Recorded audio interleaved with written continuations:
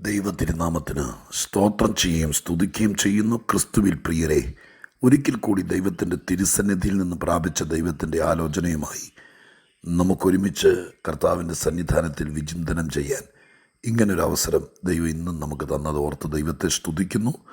ഇന്ന് കർത്തൃദിവസം കൂടി ആയിരിക്കയാൽ എല്ലാ പ്രിയപ്പെട്ടവർക്കും കർത്താവായ യേശുവിൻ്റെ ധന്യമുള്ള നാമത്തിൽ വിനീതമായ സ്നേഹവന്ദനങ്ങൾ അറിയിച്ചുകൊണ്ട് കർത്താവും രക്ഷിതാവുമായിരിക്കുന്ന നമ്മുടെ ദൈവത്തിന് സകല മഹത്വവും പുകഴ്ചയും കരയേറ്റിക്കൊണ്ട് ഒരു കർത്തൃദിന ചിന്ത ദൈവത്തിൻ്റെ തിരുസന്നിധാനത്തിൽ ഈ ദിവസം നിങ്ങളുമായി പങ്കുവയ്ക്കാൻ ദൈവകൃപയിൽ ആശ്രയിക്കുന്നു. സർവശക്തൻ നമ്മോട് സംസാരിക്കട്ടെ. നമുക്ക് കഴിയാത്ത പലതും ദൈവം നമുക്ക് വേണ്ടി ചെയ്തു തരട്ടെ എന്നുള്ള ആഴമേറിയ പ്രാർത്ഥനയോടെ നിങ്ങൾക്കിത് അനുഗ്രഹമാകട്ടെ എന്നുള്ള വലിയ ആഗ്രഹത്തോടെ ഇന്ന് നാം ഒരുമിച്ച് ചിന്തിപ്പാൻ ആഗ്രഹിക്കുന്ന ദൈവിക ആലോചനയ്ക്ക് ആധാരമായിരിക്കുന്ന വേദവാക്യം 68 സങ്കീർത്തനത്തിൽ നിന്നാണ്. 68 സങ്കീർത്തനത്തിൻ്റെ 23 വാക്യം ഞാൻ നിങ്ങളെ വായിച്ചു കേൾപ്പിക്കാം. സങ്കീർത്തനങ്ങൾ 68 അതിൻ്റെ 23 വാക്യം. ഞാൻ അവരെ ബാഷാനിൽ നിന്ന് മടക്കി വരുത്തും, സമുദ്രത്തിൻ്റെ ആഴങ്ങളിൽ നിന്ന് അവരെ മടക്കി വരുത്തും. ഞാൻ അവരെ ബാഷാനിൽ നിന്ന് മടക്കി വരുത്തും, സമുദ്രത്തിൻ്റെ ആഴത്തിൽ നിന്ന് മടക്കി വരുത്തും. ദൈവം പറയുന്ന വാക്കാണിത്. വേദപുസ്തകത്തിനകത്ത് ദൈവത്തോട് ആളുകൾ പ്രാർത്ഥിക്കുന്ന അനേക പ്രാർത്ഥനകളുണ്ട്.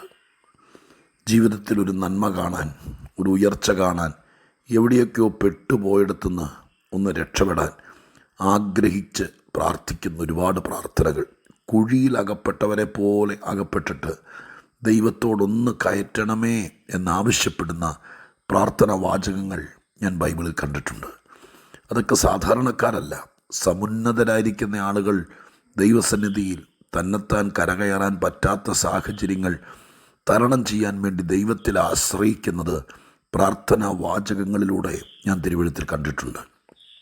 എന്നാൽ ദൈവം ചിലരെ നോക്കിക്കൊണ്ട് അവരെക്കുറിച്ച് അവർക്ക് വേണ്ടി പറയുന്ന വാക്കുകൾ ഞാൻ വളരെ സൂക്ഷ്മതയോടെ ശ്രദ്ധിക്കാറുണ്ട്. ദൈവം എന്താണ് മനുഷ്യനോട് പറയുന്നത്? ഈ വാക്ക്, ഈ ആശയത്തിൽ, ഈ ചിന്തയിൽ ബൈബിൾ ഞാൻ പരതി അന്വേഷിക്കുന്ന സമയത്ത് ശ്രദ്ധിക്കുകയും ചിന്തിക്കുകയും നോക്കുകയും ഒക്കെ ചെയ്തിട്ടുണ്ട്. അതെനിക്ക് വേദപഠനത്തിൽ ഏറ്റവും ശ്രേഷ്ഠവുമായി തോന്നിയിട്ടുണ്ട്. ഒന്നോടെ ഞാൻ ആവർത്തിക്കാം. അത് ദൈവത്തിന് മനുഷ്യനോട് എന്തൊക്കെയോ പറയാനുണ്ട്, മനുഷ്യന് വേണ്ടി ദൈവത്തിന് എന്തൊക്കെയോ ചെയ്യാനുണ്ട്, ദൈവം ചെയ്തു വെച്ചിരിക്കുന്ന പല കാര്യങ്ങൾ മനുഷ്യനെ അറിയിക്കാനുണ്ട്. ഞാൻ ബൈബിളിൽ ആശ്ചര്യത്തോടെ, വളരെ ഉത്സാഹകുതുകത്തോടെ ഞാൻ ശ്രദ്ധിച്ചിട്ടുള്ള ഭാഗമാണ് എൻ്റെ ദൈവം, അഖിലാണ്ട സൃഷ്ടാവായ ദൈവം, സർവശക്തനായ ദൈവം മനുഷ്യനോട് എന്തൊക്കെയോ പറയാൻ വ്യഗ്രതപ്പെടുന്നത്, മനുഷ്യന് വേണ്ടി എന്തൊക്കെയോ ചെയ്യാൻ ഭയങ്കരമായിട്ട് ആഗ്രഹിക്കുന്നത്. ആ മനുഷ്യൻ അറിയുന്നതിനേക്കാൾ മുമ്പ് അവന് വേണ്ടി ചെയ്തു വെച്ചിരിക്കുന്നത് അവനെ അറിയിക്കാൻ വേണ്ടി ദൈവം വളരെ ശ്രദ്ധിക്കുന്നത് ഞാൻ തിരുവെഴുത്തിൽ കണ്ടിട്ടുണ്ട്. ഇവിടെ ഇതാ നമ്മൾ വായിച്ച 23 വാക്യത്തിനകത്തൊരു മനുഷ്യൻ ദൈവത്തോട് വിലപിക്കുന്ന വിലാപമല്ല, ചോദിക്കുന്ന ചോദ്യവുമല്ല, ആവശ്യപ്പെടുന്ന ഒരാവശ്യവുമല്ല. പിന്നെയോ ദൈവം മനുഷ്യനെ നോക്കി, ഒരു കൂട്ടരെ നോക്കി, ചിലരെ നോക്കി ദൈവം ഒരു സ്റ്റെപ്പ് എടുക്കുകയാണ്. ദൈവം ഒരു തീരുമാനത്തിലെത്തുകയാണ്. എന്താണ് ഇവരെ നോക്കി ദൈവം തീരുമാനിച്ചത്? എന്താണ് ദൈവം ചെയ്യാൻ പോകുന്നത്? ദൈവം അത് പറയുന്നു, ഞാൻ അവരെ ബാഷാനിൽ നിന്ന് മടക്കി വരുത്തും. അടുത്ത വാചകമാണ് എനിക്ക് കൂടുതലും ശ്രദ്ധേയമായി നിങ്ങളുടെ ഹൃദയത്തിൽ പതിപ്പിക്കാനുള്ളത്. അതിപ്രകാരമാണ്, ഞാൻ അവരെ സമുദ്രത്തിൻ്റെ ആഴത്തിൽ നിന്ന് മടക്കി വരുത്തും. ആലങ്കാരികമാണ് ഈ പ്രയോഗം, പക്ഷെ കാര്യം ബോധ്യപ്പെടാൻ വേണ്ടി ദൈവത്തിൻ്റെ വചനത്തിൽ എഴുതപ്പെട്ടിരിക്കുന്ന പ്രത്യേകതയാണിത്. സമുദ്രം എന്ന് പറയുമ്പോൾ തന്നെ ഭയാനകമാണ്. സമുദ്രത്തിൻ്റെ നിന്ന് മടക്കി വരുത്തുമെന്നല്ല, സമുദ്രത്തിൻ്റെ ആഴത്തിൽ നിന്ന് മടക്കി വരുത്തും. സമുദ്രത്തിൻ്റെ ആഴത്തിൽ പോയ ഒരാൾക്ക് ചിലപ്പോൾ തിരിച്ചു വരാൻ പറ്റിയെന്നിരിക്കില്ല. സമുദ്രത്തിൻ്റെ ആഴത്തിൽ ഇന്നും മഹാരഹസ്യങ്ങളാണ്. ലോകചരിത്രത്തിൽ ഒരുപാട് കാര്യങ്ങൾ സമുദ്രത്തിൻ്റെ ആഴത്തിൽ ഉറങ്ങിക്കിടക്കുന്നുണ്ട്. ഒരിക്കലും മടങ്ങി വരാൻ കഴിയാതെ, ആർക്കും മടക്കി വരുത്താൻ കഴിയാതെ, അത്രയ്ക്ക് അഗാധവും നിഗൂഢവുമാണ് സമുദ്രത്തിൻ്റെ ആഴമെന്ന് പറയുന്നത്.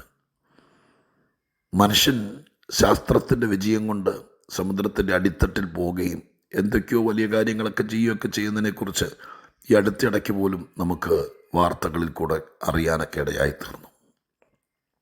എന്നാൽ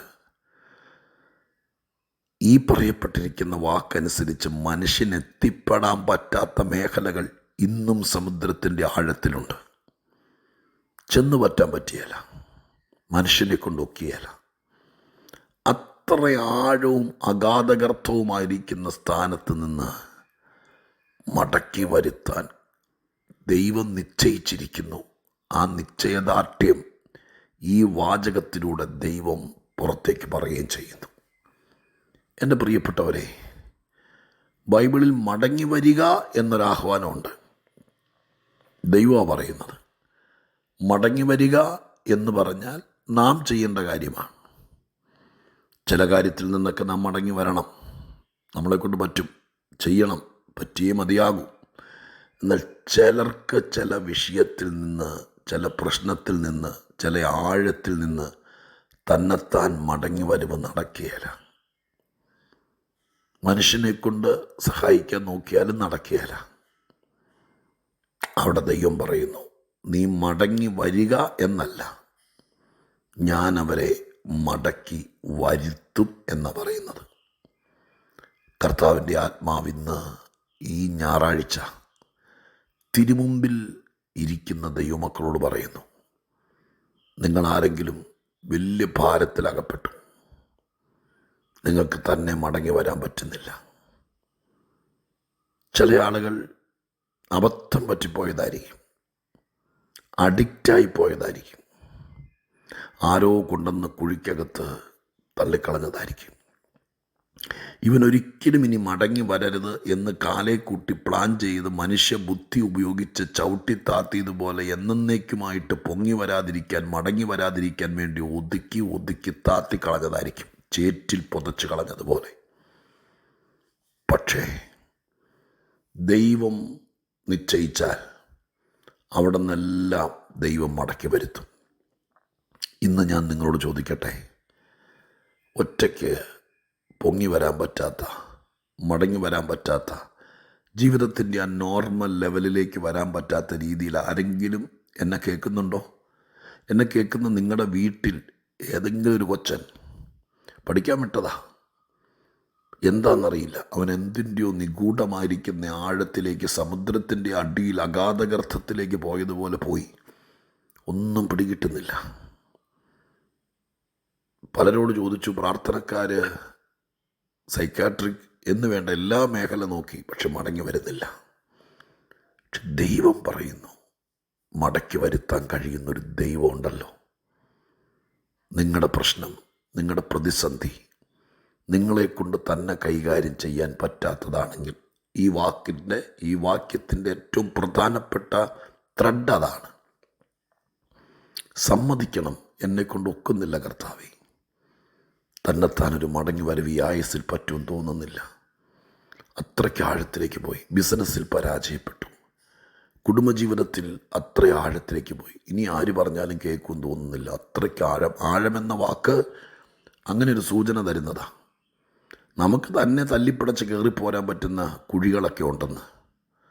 ആറ്റിൽ വീണവരൊക്കെ ചിലരൊക്കെ ആരുമില്ലെങ്കിലും തന്നെ കച്ചിത്തുമ്പ പിടിച്ചൊക്കെ കയറി പോന്നിട്ടുണ്ട്. ഈ വെള്ളപ്പൊക്കത്തിലൊക്കെ വാർത്തയൊക്കെ വരാറുണ്ട്. ഇവിടെ ഈ ആറ്റിലൊക്കെ വീണ ചില അമ്മച്ചിമാർ എങ്ങനെയോ തപ്പിപ്പിടിച്ച് കയറി പോന്നിട്ടുണ്ട്. എന്നാൽ സമുദ്രത്തിൻ്റെ ആഴത്തിലേക്ക് പോയ ചിലർക്ക് മടങ്ങി വരവ് നടക്കില്ല. നിങ്ങളുടെ ജീവിതത്തിനകത്ത് ആ സ്വപ്നങ്ങളിലേക്ക്, ആ പഴയ ജീവിതത്തിലേക്ക്, ആ പഴയ സന്തോഷത്തിലേക്ക് ഒരിക്കലും ഇനി തിരിച്ചു കയറാൻ പറ്റാത്ത രീതിയിൽ അത്രയ്ക്ക് ആഴത്തിലേക്ക് പോയ ആരെങ്കിലും എന്നെ കേൾക്കുന്നുണ്ടോ? ഈ വാക്യം നിങ്ങൾക്കുള്ളതാണ്.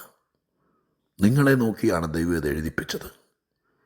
നിങ്ങളെ നോക്കിയാണ് ദൈവം ഇത് പറയുന്നത്. ഞാൻ ചിലരെ സമുദ്രത്തിൻ്റെ ആഴത്തിൽ നിന്ന് മടക്കി വരുത്താൻ പോകുന്നു. ഹല്ലേലൂയ.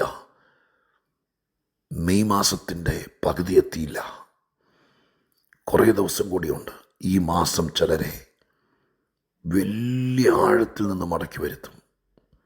പെട്ടുപോയി, ഇനി ഊരിപ്പോരാൻ പറ്റില്ല, ജാമ്യം പോലും കിട്ടുമെന്ന് തോന്നുന്നില്ല, അത്രയ്ക്ക് ആഴത്തിലായിപ്പോയി എന്ന് തോന്നുന്ന ചില തകർച്ചയിൽ നിന്ന് മടക്കി വരുത്താൻ ഇനി ആർക്കും കഴിയില്ല ബ്രദർ, സിസ്റ്റർ. പക്ഷേ ഈ വാക്യം നമുക്ക് തരുന്ന ശുഭസൂചന, ദൈവം തീരുമാനിക്കുന്നു മടക്കി വരുത്താൻ.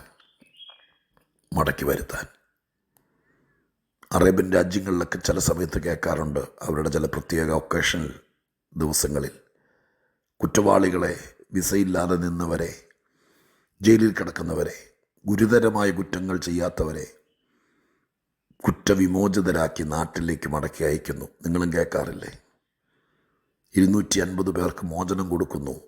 ആയിരക്കണക്കിന് കുറ്റവാളികൾ കിടക്കുന്ന കാരാഗ്രഹത്തിൽ നിന്ന് 250 പേരെ ഗവൺമെൻറ് സ്വതന്ത്രമാക്കുന്നു. ആരായിരിക്കും എന്ന് പറയാനൊക്കില്ല.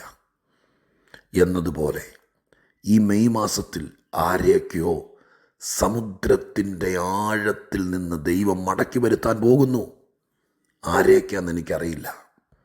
എന്നെ കേൾക്കുന്ന 10,000-കണക്കിന് ആളുകളിൽ ആരെയൊക്കെയോ ജീവിതത്തിലേക്ക്, സന്തോഷത്തിലേക്ക്, ആ നോർമൽ മൈൻഡിലേക്ക്, ആ പഴയ ആത്മീകത്തിലേക്ക്, ആ ജീവിതത്തിൻ്റെ നല്ല കാലത്തിലേക്ക് ഇപ്പോൾ അകപ്പെട്ടിരിക്കുന്ന ആഴത്തിൽ നിന്ന് മടക്കി വരുത്താൻ ദൈവം നിശ്ചയിച്ചിരിക്കുന്ന സന്തോഷ വാർത്ത ഞാൻ ദൈവത്തിൽ നിന്ന് പ്രാപിച്ചൊരു പോസ്റ്റ്മാനെ പോലെ നിങ്ങളുടെ അടുക്കലെത്തിക്കുകയാണ്.